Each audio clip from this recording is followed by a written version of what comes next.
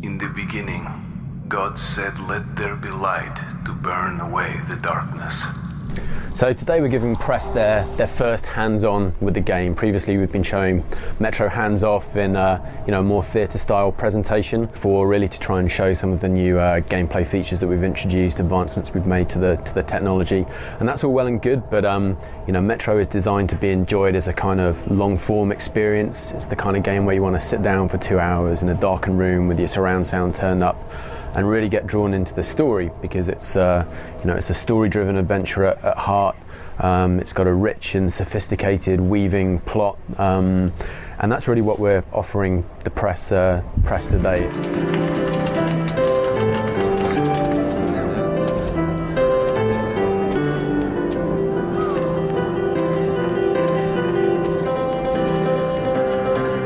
So the first level they're playing, we're actually letting them pick up a level called Echoes. It's what we showed at E3 in 2012, where you and Pavel pick your way through the ruined surface of Moscow in this downed plane that went down in the nuclear explosion.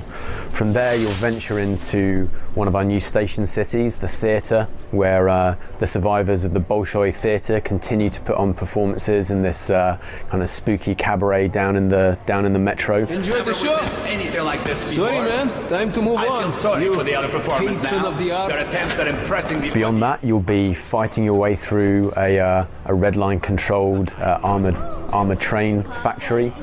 We've got some very spooky survival horror moments underground as you're making use of your own powered rail car, and ultimately we take you back to Venice, the flooded station city. And did you want something, young man? Make your choice. Everything's fresh. And the desolate swamplands that we showed you just before Christmas.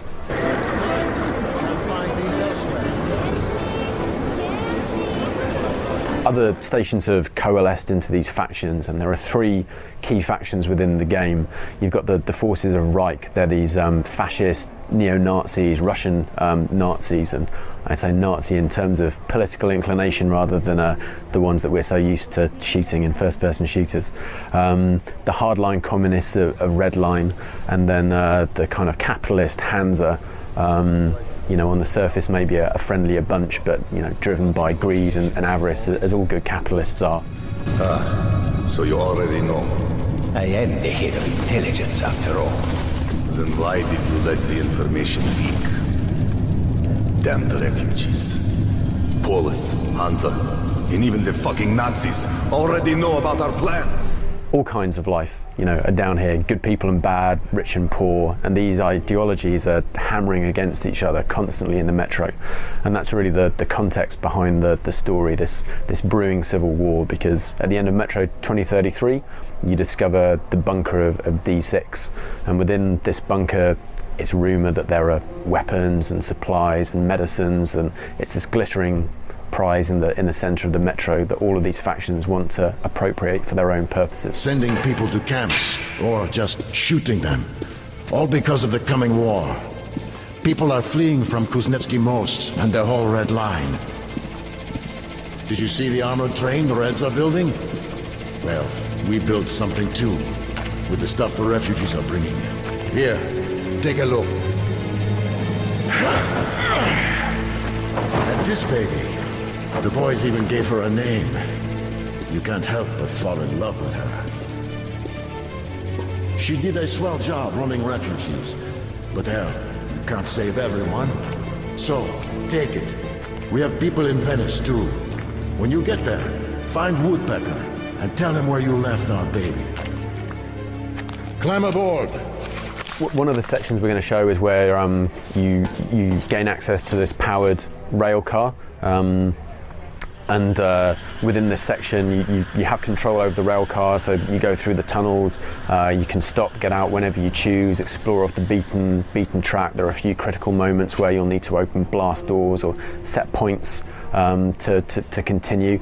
It's just a slightly different style of gameplay that we introduce within the game.